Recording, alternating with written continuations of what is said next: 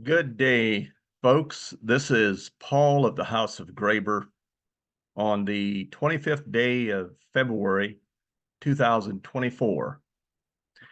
Coming to you on the Memoirs of a Farmer Boy platform, the platform where we talk about real-life experiences of today concerning Revelations 18:4. And I heard another voice from heaven saying, "Come out of her, my people, that ye be not partakers of her sins, and that ye receive not of her plagues." My goal is to share things that possibly can bring your journey out of corporate into private, a little more into focus, and help you along the way.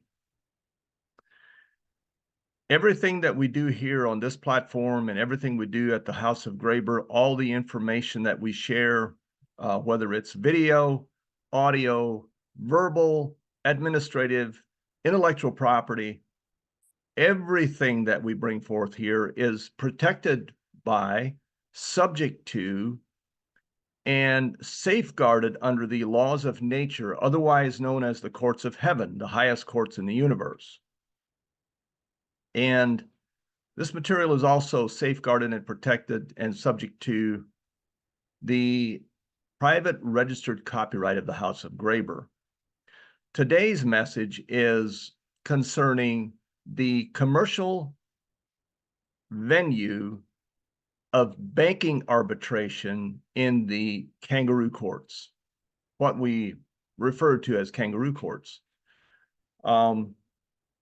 They are simply an arm of the commercial Babylonian banking system rather than a real court. Unless, of course, you know how to change that. So as we go, and I want to clarify something. We do not belong in those courts. We don't belong there. At least I don't. My family doesn't. My house does not belong there. That's not part of who we are. But we've found ourselves there in the past. And the reason we have is because we've mistakenly, by somebody's lack of knowledge, a knowledge deficiency, in other words, ignorance. In some cases, it was my own ignorance. In some cases, it was my mom and dad's and other people involved. But it is only through, as he says in Hosea 4:6, my people perish for the lack of knowledge. That's what it is. It's a knowledge deficiency. And then we were raised up in an environment where we were told that having a lot of knowledge is a sin. Being without knowledge is not only a sin, but it's very dangerous, very dangerous. So these courts operate on a commercial venue. And if you find yourself in one of these state courts or any kind of commercial court, sometimes it's been referred to as a court of equity, but it's not real equity. It's a fictional look-alike version of it, color of law, because if you find yourself in there, it's because you are already under contract with the state. Otherwise, you would not be in there. If you find yourself in those courts, it's because they find it profitable to have you there. Otherwise, they'll chase you out. I know people that have been told to leave very abruptly, like this actor in a gown, in a black robe, brings his or her gavel down on the bench and says, "Get out of my court." And that's because it's no longer profitable to have you there. That's why they would chase you out. And that's a good thing. That's actually a good thing if they don't want you there. Because that means, in most cases, if they don't want you there, that means that you can safely go about your life and mind your own business.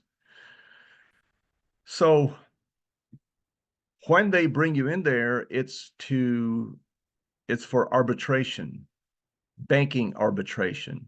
It's all about banking. And today I'm going to show you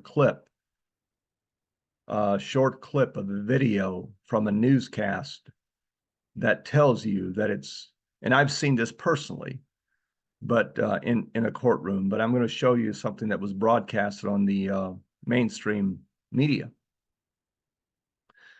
The only reason that you find yourself in these courts is to negotiate the terms of a contract that is already in place.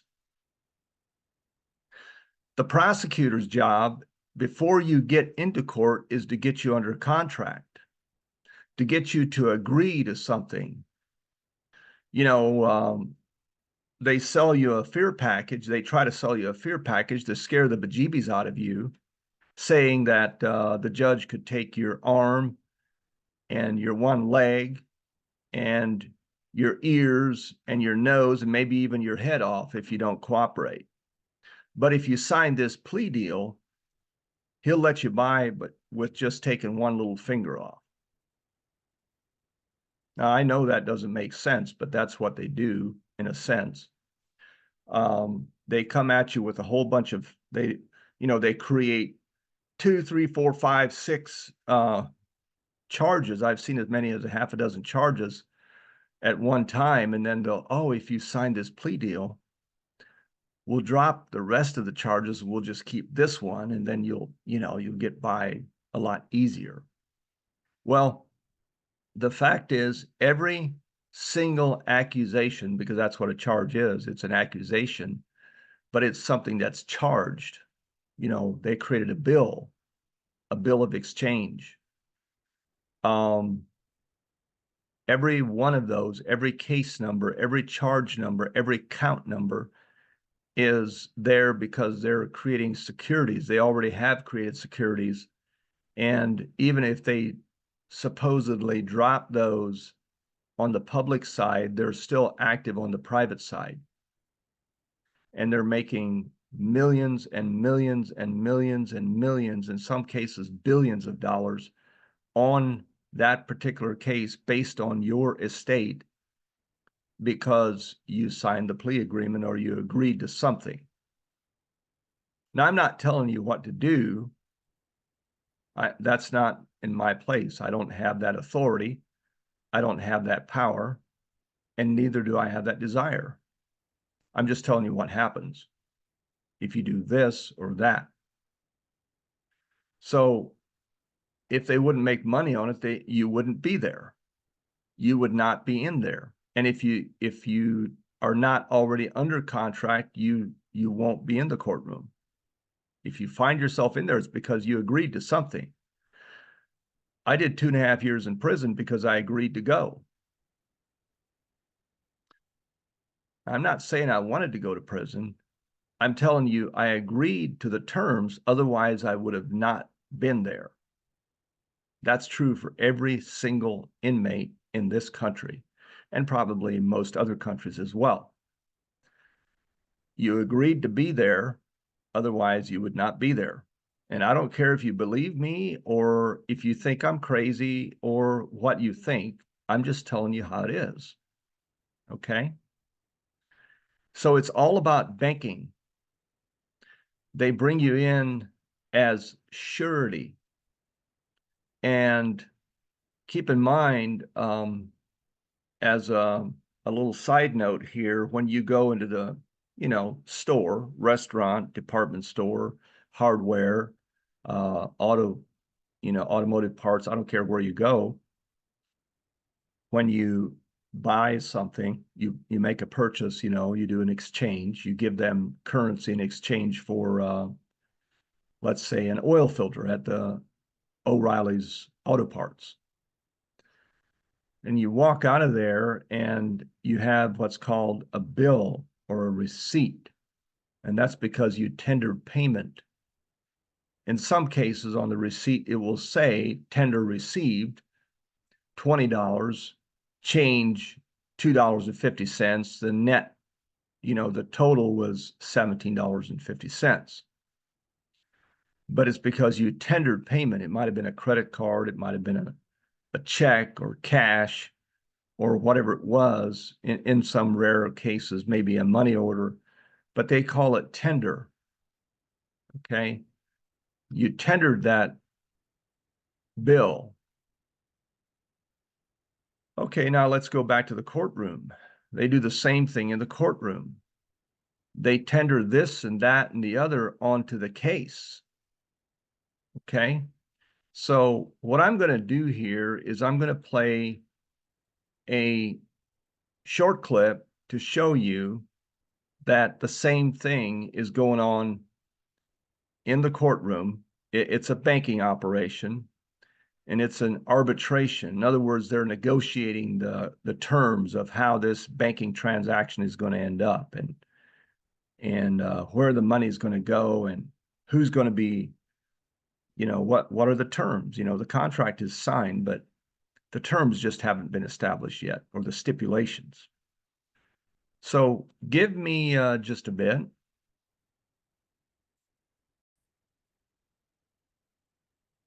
Okay. Go ahead and listen closely. Good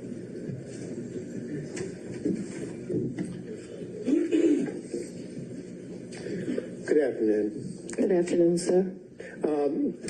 A few questions here. You saw the book here, Find Me the Votes. That was shown to you, correct? Yes, sir. Your Honor, I would like to tender this as an exhibit, number 22. Is that your copy? It is. All right. What exhibit is that going to be? If you heard that, this attorney said, I would like to tender this as an exhibit.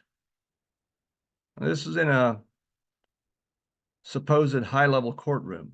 I'd like to tender this book as an exhibit. 22. All right. I'm making the Is that evidentiary contribution here to this. Now, well? I guess you're tendering it. Is it with position of the state?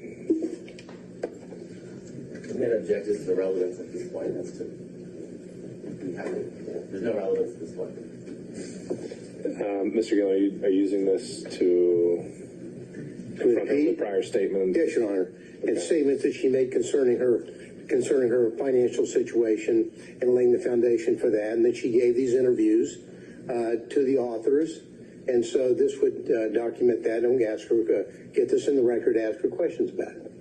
We could mark it for impeachment purposes. I'm a little wary of entering an entire 300-page book because I don't know exactly what every single line, if it would pass hearsay or relevance or et cetera, but I don't think it needs to be admitted as an actual evidence for the record for you to do what you need to do with it. So, well, Your Honor, I understand. I just would. It's marked as Exhibit 22, and we'll move from there.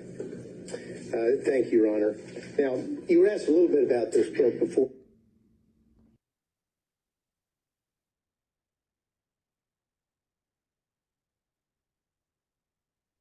Okay, so there's some other things in there as far as to what they're saying, but what I wanted to point out is this attorney requested to tender this book on the case as exhibit number 22. Why would it be referred to as tender?